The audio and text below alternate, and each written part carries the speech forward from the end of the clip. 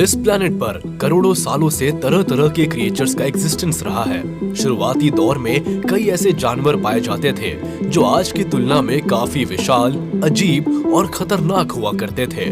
लेकिन क्या आपने कभी सोचा है कि अगर ये क्रिएचर्स धरती पर वापस लौट आए तो क्या होगा? दरअसल दुनिया भर के साइंटिस्ट इस पर काम कर रहे हैं, जिससे ये उम्मीद लगाई जा रही है कि ये क्रिएचर्स फिर से धरती पर लौट सकते हैं। तो क्या है इसके पीछे का पूरा सच? आइए हम इस वीडियो में जानते हैं। बस आप इस वीडियो को अंत तक देखें। वूली मैमथ लाखों साल पहले इस प्लेनेट पर पाए जाने वाले अजीबोगरीब जानवरों में से एक है वूली मैमथ, जो आकार में काफी विशाल हुआ करता था। ये आज से लगभग 10,000 साल पहले इस प्लेनेट से विलुप्त हो चुका है, इसलिए आज तो बस किस्से कहानियों में ही याद किया जा सकता है। लेकिन जरा सोचिए, क्या होगा अगर ये जानवर फिर से इस धरती पर लौट आए? यूं तो ये बेहद चौंकाने वाली बात है, लेकिन कहीं ना कहीं इस बात में थोड़ी बहुत तो सच्चाई है। दरअसल वैज्ञानिकों ने इस दिशा में काम भी शुरू कर दिया है। जी हाँ, वैज्ञानिकों को आर्कटिक टुंड्रा में वूली मैमथ का फॉसिल्स हाथ लगा है, जिससे प्रेजेंट में मौजूद एलिफेंट के साथ इसके डीएनए का यूज कर फिर से इसे धरती पर वापस लाने की तरकीब भिड़ाई जा रही है। हाथी की मदद से जन्मे इस जानवर का नाम मैमोफैंट रखा जाएगा। है ना बिल्कुल अमेजिंग? यानी अगर ऐसा होता है तो वाकई साइंस की दुनिया हमें फिर चौंका देगी। The ground sloth. इस क्रिएचर को देखकर तो ऐसा लगता है मानो ये कोई बड़े आकार का बेर है, लेकिन हम आपको बता दें कि ये बेर नहीं है, बल्कि इस जीव का नाम तो ग्राउंड स्लॉथ है और ये आज से लगभग 8,000 साल पहले ही विलुप्त हो चुका है। लेकिन इतने सालों के बाद भी साइंटिस्ट इसके हेयर से डीएनए का सैंपल निकालने में कामयाब रहे हैं, जिसे लेकर रिसर्च की जा रही है। बताया जाता है कि इस डीएनए की मदद से इस क्रिएचर का क्लोन बनाया जा सकता है। आपको बता दें कि आइस एज में पाए जाने वाले इस एनिमल की साइज लगभग 3 मीटर तक होती थी, वही इसका वजन लगभग 1000 किलो तक होता था। यानी ये बात तो तय है कि ये जानवर आज की तुलना में बेहद अलग और अजीब था। Sabre tooth tiger. गुजरे जमाने के जानवरों की लिस्ट में सेबर टूथ टाइगर का नाम भी शामिल है, जो दिखने में तो टाइगर जैसे लगते थे, लेकिन वो टाइगर से भी विशाल और खतरनाक होते थे। इनका वजन 100 से 200 किलो तक होता था। वही अगर लंबाई की बात की जाए तो ये लगभग 13 फीट तक लंबे होते थे।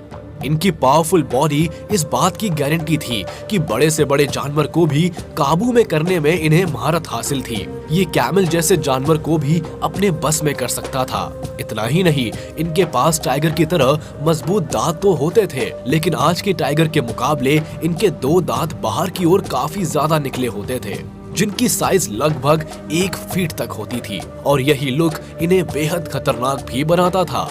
हालांकि लगभग 11,000 साल पहले ये धरती से विलुप्त हो चुके थे, लेकिन अब जाकर साइंटिस्ट को इनके फॉसिल्स और डीएनए मिले हैं, जिसे लेकर इनके रिक्रिएशन की भी खबरें आ रही है। हालांकि अभी तक इसके बारे में कोई पुख्ता जानकारी नहीं मिली है, लेकिन साइंटिस्ट के दिमाग में कब क्या चलता है इसे कोई नहीं समझ सकता।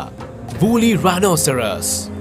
वूली मैमथ की तरह ही आज से लाखों सालों पहले एक और एनिमल पाया जाता था, जिसका नाम था वूली राइनोसेरस, जो कि आर्कटिक स्नो एरियाज में पाया जाता था। ये जानवर आज के समय में पाए जाने वाले राइनोसेरस की तुलना में कहीं ज्यादा बड़ा, पावरफुल और डेंजरस हुआ करता था। खैर, आज के वक्त में ये सिर्फ डिबेट का टॉपिक रह गया है, लेकिन आज के टाइम पर साइंस ने इतनी तरक्की कर ली है कि लगभग इम्पॉसिबल काम को भी पॉसिबल किया जा सकता है। जी हाँ, खबर है कि साइंटिस्ट इस प्रजाति को भी फिर से धरती पर वापस लाने की कोशिश में लगे हैं। क्यों, चौंक गए? अब इसका क्या रिजल्ट आएगा, इसके लिए तो हम सभी को इंतजार करना पड़ेगा। Irish elk. दिखने में तो ये जानवर किसी डियर की तरह लग रहा है, पर क्या वाकई में ये डियर है? दरअसल ये जानवर आज से लगभग 12,000 साल पहले इस धरती पर पाए जाते थे, जिन्हें डियर का ही पूर्वज माना जाता है। लेकिन दूसरे लुप्त हो चुके जानवरों की तरह ये भी उस वक्त सरवाइव नहीं कर पाए। आयरिश एल्क की साइज लगभग 7 फीट होती थी और इसके एंटलर्स करीब 12 फीट तक फैले होते थे। इसी वजह से इसे जायंट डियर भी कहा जाता था। ये ज्यादातर यूरेशिया और नॉर्थ अमेरिका में ही पाए जाते थे। इसके अलावा पीटलैंड और आयरलैंड में भी उस समय इनकी प्रेजेंस का अनुमान लगाया गया है। साइबेरिया में भी इस जानवर के फॉसिल्स पाए गए हैं। जिसे लेकर साइंटिस्ट का ऐसा मानना है कि वो इस जानवर को फिर से धरती पर वापस ला सकते हैं। दरअसल आज के समय में धरती पर मौजूद इसकी करीबी प्रजाति को देखकर ये उम्मीद लगाई जा सकती है कि आयरिश एल्क को वापस लाया जा सकता है। अब ये काम किस हद तक पॉसिबल है ये तो डिबेट का टॉपिक है, लेकिन साइंस और साइंटिस्ट कोई भी चमत्कार कर सकते हैं। द मोआ। ऐसा नहीं है कि इस दौरान सिर्फ अनोखे और विशाल एनिमल्स ही पाए जाते थे, बल्कि कई ऐसी बर्ड्स के भी सबूत मिले हैं जो आज की दुनिया की बर्ड से कहीं ज्यादा बड़े और अनोखे होते थे, जो कि क्लाइमेट चेंज और कई कारणों से इस प्लेनेट से काफी पहले ही लुप्त हो चुके हैं। इस लिस्ट में द मोआ का नाम भी आता है, जो कि दिखने में आज के ऑस्ट्रिच की तरह लगता था और तब तक इसकी टोटल 9 स्पीशीज के बारे में जानकारी मिली है। लेकिन खास बात यह है कि मोआ काफी बड़ी साइज का होता था और ये उड़ भी नहीं पाता था। इसी वजह से आसानी से इसका शिकार कर लिया जाता था। आप ये जानकर चौंक जाएंगे कि लगभग 600 साल पहले तक धरती पर पाया जाने वाला मोआ लगभग 10 फीट तक लंबा होता था। हालांकि साइंटिस्ट को इसके फॉसिल्स और डीएनए मिल चुके हैं, यानी अगर वैज्ञानिकों की कोशिश सफल रही तो काफी जल्द फिर से इस प्रजाति को देखा जा सकता है।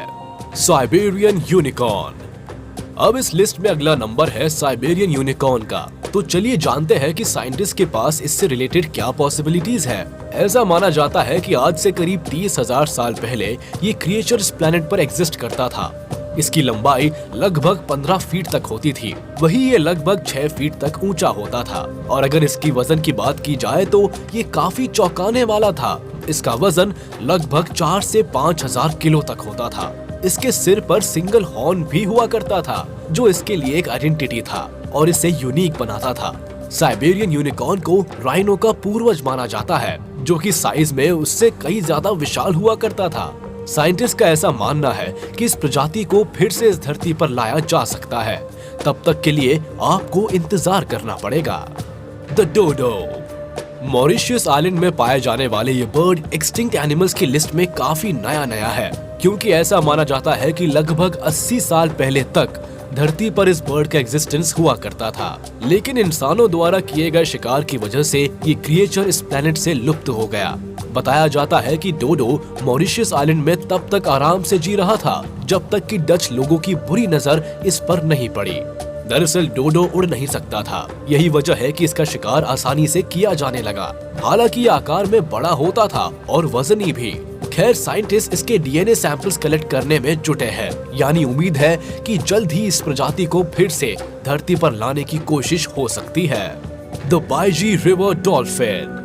The baiji river dolphin dolphin की ही एक प्रजाति थी, जो कि साल 2006 के बाद से ही विलुप्त है। ऐसा माना जाता है कि पॉल्यूटेड वाटर की वजह से डॉल्फिन की ये प्रजाति अब इस दुनिया में नहीं रही। इसके लिए पूरी तरह से हम इंसान ही जिम्मेदार हैं। लेकिन अच्छी बात यह है कि इसे एक्सटिंक्शन के बाद से ही इसके ऊपर रिसर्च शुरू कर दी गई थी, जिसका नतीजा ये निकला कि समुद्र में साइंटिस्ट को इसके डीएनए सैंपल्स ढूंढने में सफलता हासिल हो गई। वैज्ञानिकों का ऐसा मानना है कि काफी जल्द ही इस प्रजाति को फिर से धरती पर वापस लाया जा सकता है। लेकिन अगर वाकई में ऐसा होता भी है तो इसके लिए अभी काफी इंतजार करना पड़ेगा। निएंडरथाल्स। और अब नंबर आता है निएंडरथाल्स का।